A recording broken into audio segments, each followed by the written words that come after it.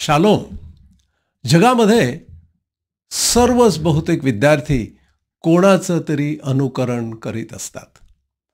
विशेष रीतीनं जे आपण टी व्हीवर कार्यक्रम पाहतो, किंबहुना जे वेगवेगळ्या प्रकारचे सिनेमे आहेत, फिल्म्स आहेत, त्यातील जे लोक असतात त्यांचं अनुकरण करतो.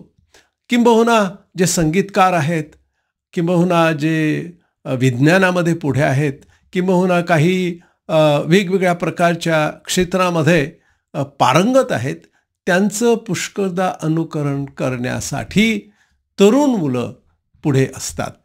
आणि विशेष रीतीने जे विद्यार्थी आहेत, तसं पाहिलं तर अगदी व्यावहारिक जीवनामध्ये सुद्धा ते आपल्याला दिसतं.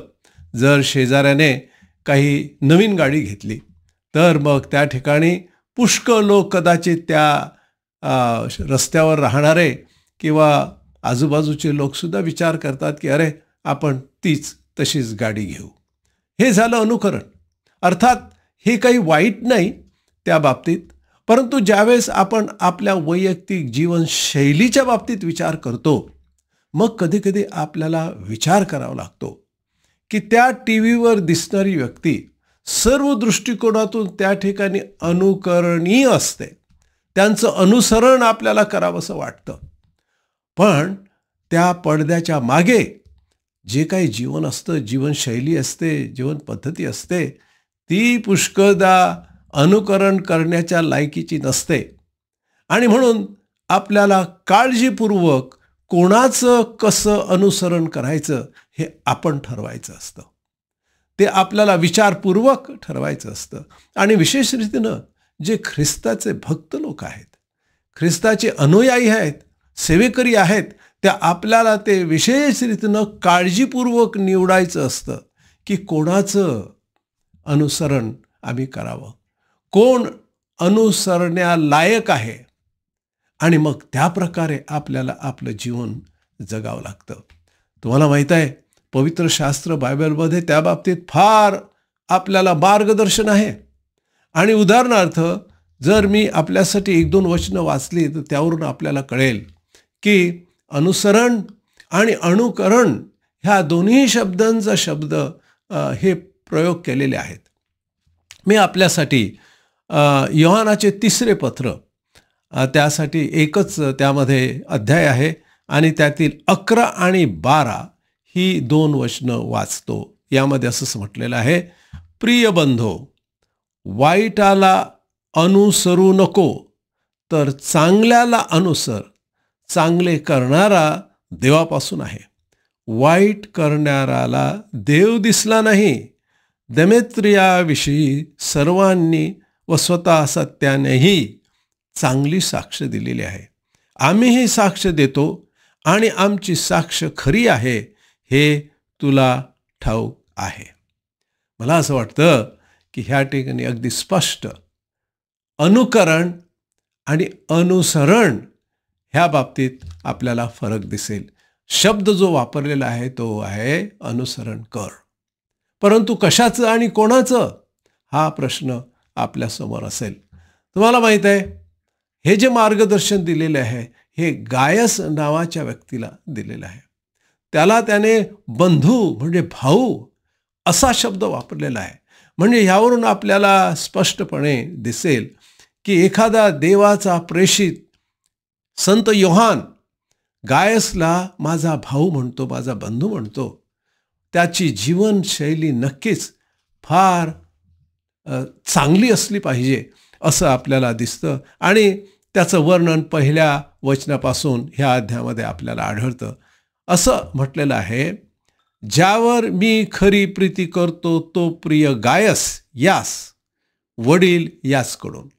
म्हणजे त्यांचं जे नातं होतं गायस आणि संत योहान यांचं ह्या पहिल्याच वाक्यामध्ये आपल्याला दिसतं. तो म्हणतो माझा प्रिय गायस. म्हणजे ह्यांचं जे नातं आहे ते भावाचं आहे आणि भावामध्ये जे प्रीती आहे ती आपल्याला स्पष्ट दिसते.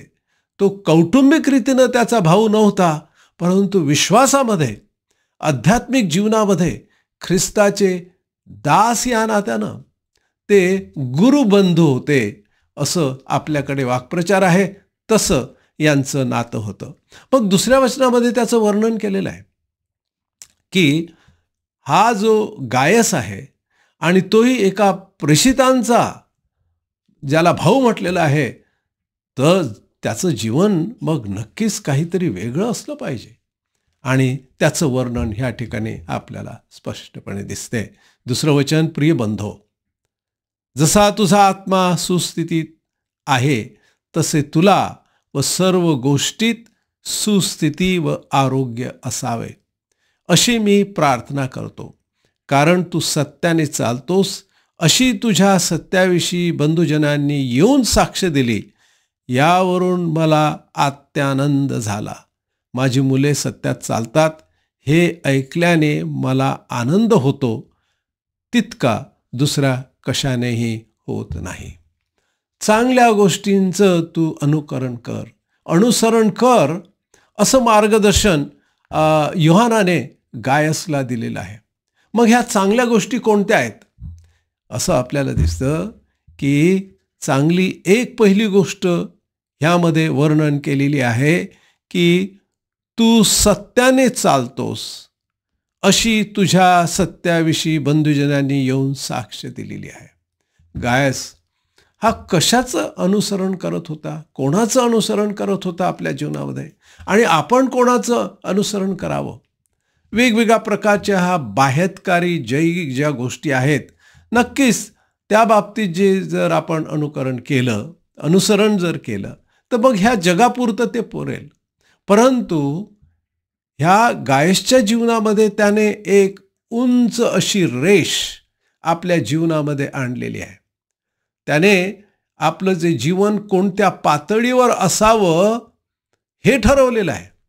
हे त्याचं अनुसरण करण्याची पद्धत आहे आणि ते अनुसरण करण्यासाठी असं म्हटलेलं आहे की सत्याने चालणं.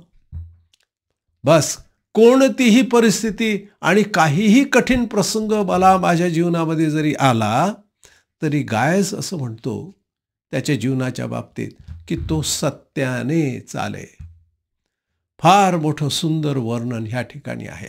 म्हणजे एखादी व्यक्ती किंवा एखादा लीडर किंवा एखादा देखणा ॲक्टर किंवा हे त्याचं गोल नव्हतं.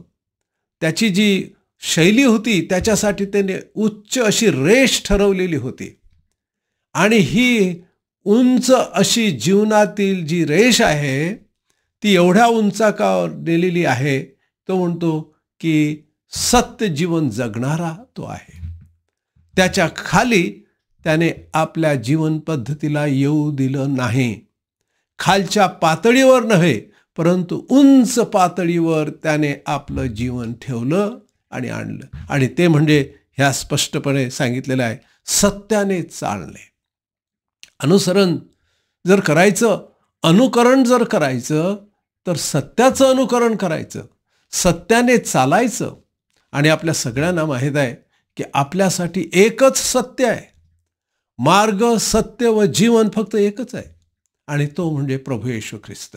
थोडक्यात म्हणजे आपल्याला स्पष्ट दिसतं की हा जो गायस आहे त्याच्या जीवनामध्ये एक मोठी अशी त्याने उंच अशी पातळी आपल्या जीवनामध्ये ठेवलेली. मंडळी, ह्या जगामध्ये सत्याने चालणं फार कठीण आहे. आपण ज्यावेळेस सत्याने चालतो त्यावेळेस आजूबाजूचे शेजारी पाजारी किंबहुना ऑफिसमधले लोक, जिथे आपण कामं करतो त्या ठिकाणी जवळजवळ शक्य नाही ह्या जगामध्ये. उलट असं म्हटलं जातं की जितकं आपण खोटं नाटं अशा गोष्टी जर करू तर त्याच्याशिवाय आपल्याला यशच मिळणार नाही, किंबहुना आपली चेष्टा होईल, निंदा होईल. ऑफिसमध्ये किंवा शेजाऱ्या पाजाऱ्यामध्ये, मंडळीमध्ये सुद्धा सत्याने चालणं ह्याच्यासाठी तुम्हाला आणि मला फार मोठा कधी कधी त्याग करावा लागतो. आपल्या बाकीच्या गोष्टी, कधी कधी आपल्याला प्रमोशन मिळत नाही कारण आपण सत्याने चालता. अशा पद्धतीने जगामध्ये आज जागणं म्हणजे फार कठीण आहे.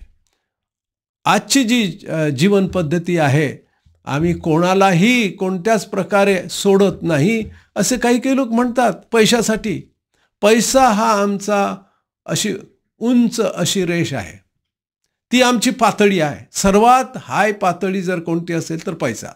मग त्याच्यासाठी आम्हाला काहीही करावं लागलं तर काहीही करू. ही जी पद्धती आहे आज जगामध्ये आपल्याला आढळते, ही गायस ह्या व्यक्तीची नव्हती. त्याने जी पातळी ठेवली, सत्य, आणि सत्यानेच मी चालणार. मला माहीत आहे की आज ह्या जगामध्ये कोणत्या प्रकारचं आपल्यासमोर ध्येय असायला पाहिजे. उंच असं ध्येय की ज्याच्या पलीकडे आपण खाली कधीही जाणार नाही. यावरून मला अत्यानंद होतो. मग हे फक्त वैयक्तिक नव्हतं, तर त्याच्या जीवनशैलीमध्ये सत्य, सत्य बोलणं, सत्य कृती करणं, सत्याने वागणं, हे ज्यावेळेस त्याचं उंच ध्येय आहे, आजूबाजूच्या लोकांना सुद्धा ते माहीत होतं.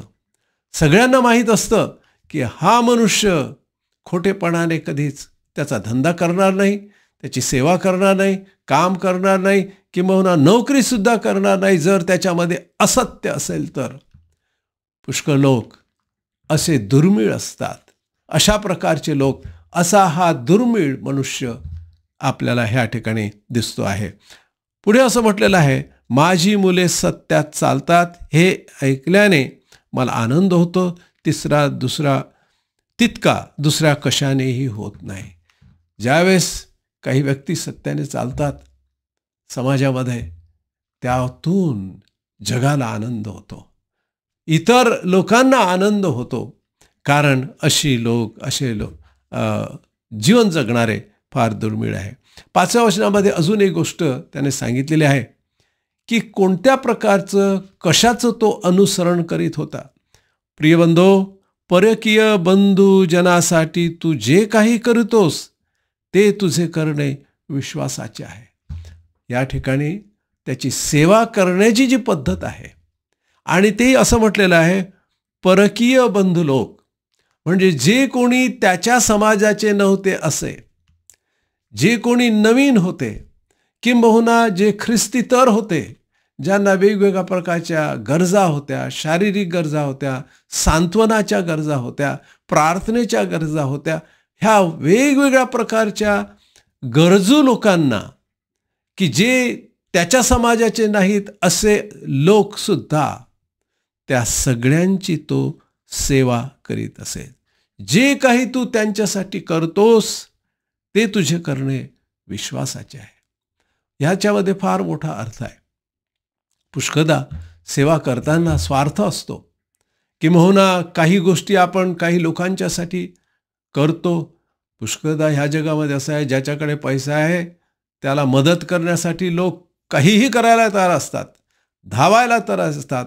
परंतु एखादा गरीब की ज्याच्याकडे काही नाही, परंतु त्याला मार्गदर्शनाची गरज आहे, किंबहुना त्याच्या लेकराबाळांना अन्न, वस्त्र, निवारा, शिक्षणासाठी कधीकधी पैसे नाहीत, प्रवासासाठी पैसे नाहीत, कधीकधी आजारासाठी ज्यावेळेस गोळ्या पाण्याची गोष्ट असते त्याच्यासाठी सुद्धा त्याच्याकडे काहीही नाही. मग अशा वेळेला विश्वासात आहेत म्हणून, म्हणजे तो विश्वासात आहे म्हणून मदत करणारा असा हा गायस होता. कोणाचं तो अनुसरण करत होता? व्यक्तीचं नव्हे, परंतु सत्याचं आणि विश्वासाचं. कोणावरचा विश्वास? प्रभू येशू ख्रिस्तावरचा विश्वास.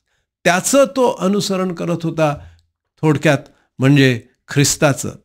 पुढे असं म्हटलेलं आहे 6व्या वचनामध्ये, त्यांनी मंडळीसमोर तुझ्या प्रीतीविषयी साक्ष दिली आहे. ह्या सेवेमध्ये अशा गरजवंत लोकांच्या मध्ये आणि ज्या ठिकाणी त्याला जाता येईल, जितकं काही करता येईल सेवेसाठी तो करीत असेल. विश्वास होता म्हणून त्याने ते केलं. आणि दुसरी गोष्ट, प्रीती त्यांच्यासाठी होती, कारण देवाने सगळ्या जगावर प्रीती केलेली आहे. सगळ्यांच्यासाठी ख्रिस्ताने आपला प्राण दिला, अशासाठी की जे त्याच्यावर विश्वास ठेवतात त्यांना सार्वकालिक जीवन मिळेल, मुक्ती मिळेल, मोक्ष मिळेल. सगळ्या जगातल्या लोकांच्यासाठी, एका विशिष्ट लोकांच्यासाठी नव्हे. तीच प्रीती आता गायस ह्याच्यामध्ये आलेली आहे. आपल्या सगळ्यांच्या समोर प्रीती ह्याचं जर अनुकरण करायचं असेल तर ख्रिस्तापासून ते आपण शिकतो. आणि ते त्याने शिकला, विश्वासानं शिकला आणि विश्वासाने प्रीतीच्या मार्फत तो आपली सेवा करीत असे. त्यांनी मंडळीसमोर तुझ्या प्रीतीविषयी साक्ष दिली, त्यास तू देवाला योग्य दिसेल अशा रीतीने वाटेस लावले तर बरे करशील. अशा लोकांना वेगवेगळ्या रीतीनं मार्गदर्शन पुढे जाण्यासाठी शक्ती देणं, मदत करणं, हे ह्या गायसच्या बाबतीत सांगण्यात आलेलं आहे. पुढे असं म्हटलेलं आहे, कारण ते विदेशी लोकांपासून काही एक न घेता त्या नामासाठी बाहेर निघाले. यास्तव आपण अशांचे स्वागत करावे, म्हणजे आपण सत्यामध्ये त्याचे सहकारी होऊया. त्याचं पूर्णपणे अनुकरण करण्याचं ध्येय काय होतं? त्याने स्वतःच्या जीवनामध्ये अगदी उंचावर आपली जीवनशैली, जीवन जगण्याची जी तत्त्व आहेत त्या अशा इतक्या उंचावर नेऊन ठेवलेली आहेत आणि त्यांचंच तो अनुसरण करीत असे. हे आपल्याला स्पष्टपणे प्रेषित योहान म्हणजे संत योहान गायस ह्या व्यक्तीच्या बाबतीत नियुक्त आहे. प्रश्न असा आहे मंडळी, की आपल्या जीवनामध्ये कोणत्या प्रकारचे ध्येय आहेत आणि ते किती उंच आहेत? साधी गोष्ट नाही. उंच ध्येय जीवनामध्ये ठेवणं आणि मग त्याचं अनुसरण करणं, त्याप्रमाणे वागणं जगामध्ये. आणि ते आजकालच्या जगामध्ये की जेथे फक्त आपल्याला असं दिसतं अनर्थ आहेत, खोटेपणा आहेत, वेगवेगळ्या प्रकारे दुसऱ्यांना कशा प्रकारे पाडता येईल अशा पद्धतीची जी काही गोष्टी आहेत, कृती आहेत, अशा जगामध्ये त्याने मात्र आपले ध्येय असे उंच ठेवले आणि त्याप्रमाणे तो जगत होता. त्यांचं तो अनुसरण करत होता. थोडक्यात म्हणजे प्रभू येशू ख्रिस्ताचंच अनुकरण तो करत होता. आणि म्हणून पुढे असं म्हटलेलं आहे 11व्या आणि 12व्या वचनामध्ये स्पष्टपणे तो असं म्हणतो, प्रिय बंधो, म्हणजे गायसला तो म्हणतो, वाईटाला अनुसरू नकोस. थोडक्यात म्हणजे तुझी जी ह्या जीवनाची शैली आणि जीवनाच्या शैलीची जी पातळी आहे ही उंचावर आहे. ती काय आहे? सत्याने चालणं. इतकंच केवळ नव्हे, परंतु आपल्याला असं दिसतं प्रीतीत, तेही ख्रिस्ताने शिकवलेली आणि दिलेली आणि दाखवलेली प्रीती, की दुसऱ्यांच्यासाठी तारण मिळावं म्हणून त्याने आपली आहुती दिलेली आहे, केवळ प्रीतीमुळे. आणि मग पुढे असं म्हटलेलं आहे की तू मात्र तसल्याच प्रकारचं जीवन जगण्याचं टिकव. तिथून तुझा पाय घसरता कामा नये. मंडळी, आपल्या सगळ्यांना सत्य काय आहे, चांगली कृती काय आहे, प्रीती काय आहे याचं शिक्षण कधी कधी लहानपणापासून आहे. कदाचित रोज आपण मंडळीमध्ये, संदेशांच्यामध्ये, प्रार्थना मीटिंग्समध्ये ऐकतो. आव्हान त्यामध्ये आहे की तसल्या प्रकारच्या शैलीचं जीवन टिकवणं. कारण केव्हाही त्या उंचावरून मनुष्य खाली पडू शकतो आध्यात्मिक जीवनामध्ये. म्हणून तो असं म्हणतो, संत योहान गायसला म्हणतो, वाईटाला अनुसरू नको कोणत्याही परिस्थितीमध्ये. मग त्यामध्ये आपलं नुकसान झालं तरी चालेल, आपला अपमान झाला तरी चालेल, लोक काही वाईटसुद्धा बोलले तरी चालेल. पुष्कदा सत्यामुळे आपल्याला अनेक गोष्टींचं नुकसान आपलं होतं. प्रमोशन मिळत नाही, कधीकधी कमी पैशामध्ये भागवावं लागतं. आपल्याकडे त्यांच्यासारखी घरं, त्यांच्यासारख्या गाड्या, त्यांच्यासारखं काहीही कदाचित आपल्याकडे नसेल, पण तुमच्याकडे ते उच्च ध्येय आहे, सत्यमय जीवन जगण्यासाठी, प्रीतीचं जीवन जगण्यासाठी आणि ख्रिस्ताच्या विश्वासात जगण्यासाठी. ते मोठं अनुकरण करण्याचं ध्येय तुमच्याजवळ आहे. आणि म्हणून महत्त्वाची गोष्ट आहे की त्यापासून आपण खाली न जाता, म्हणून वाईटाला तू अनुसरू नको, तर चांगल्याला अनुसर. ज्या ह्या चांगल्या गोष्टी आहेत त्याचं अनुसरण कर की ज्या आपल्याला ख्रिस्ताच्या शिक्षणातून आणि ख्रिस्ताच्या शिकवणीतून मिळालेल्या आहेत. मंडळी, ह्या गोष्टी जगातून मिळत नाहीत आणि जगाच्या लोकांच्याकडून मिळत नाहीत. जगाच्या शिक्षणात कितीही उच्च कधी शिकला, कधी आपल्याला उच्च शिक्षण घेतलेले लोक कशा प्रकारे आपलं जीवन जगतात हे आपण ऐकलेलं आहे. वर्तमानपत्रातून कधी ते येतं. मोठे शिकलेले लोक, परंतु जीवन मात्र अगदी खालच्या दर्जाचं. आणि म्हणून ह्या ठिकाणी संत योहान म्हणतो, चांगल्याचा अनुसर कर. पुढे असं म्हणतो, कारण चांगले करणारा देवापासून आहे, वाईट करणाऱ्याला देव दिसला नाही. हे आहे आपलं ध्येय, हे आहे आपलं अनुसरण करणं. कोणाचं अनुसरण करत आहोत आपण? ज्या ह्या 3 गोष्टी ज्याने तुम्हाला आणि मला शिकवल्या, ते म्हणजे सत्य, विश्वास आणि प्रीती. ह्या 3 गोष्टी ज्याच्यापासून आपण शिकला, ज्याच्यापासून आपण मिळालेलं आहे, त्याचं अनुकरण करा. त्या गोष्टी आपल्या जीवनामध्ये अनुसरित करा, असं तो स्पष्टपणे म्हणतो. त्याचं कारण आहे की असं चांगलं करणारा मनुष्य हा देवापासून आहे, त्याला देव दिसला. किती मोठे महत्त्वाचे शब्द ह्या ठिकाणी आपल्यासाठी वापरलेले आहे. जर खरोखरच आपण त्या ख्रिस्ताचे ऐकलं, त्याने जे शिक्षण दिलं त्याचं अनुसरण जर आपण आपल्या जीवनामध्ये केलं, तर मग खरोखरच देव दिसला, असं संत योहान तशा लोकांच्या बाबतीत म्हणतो. देवाला ओळखलं आपण, खऱ्या जिवंत देवाला आपण ओळखलं. मंडळी, ते आपलं जीवन आहे. त्याच्यासाठी आपण ह्या जगामध्ये आहोत. आणि लोक मग म्हणतील की ह्या माणसाला, ह्या देवाच्या भक्ताला, सेवकाला देव दिसला, देवाला तो ओळखतो.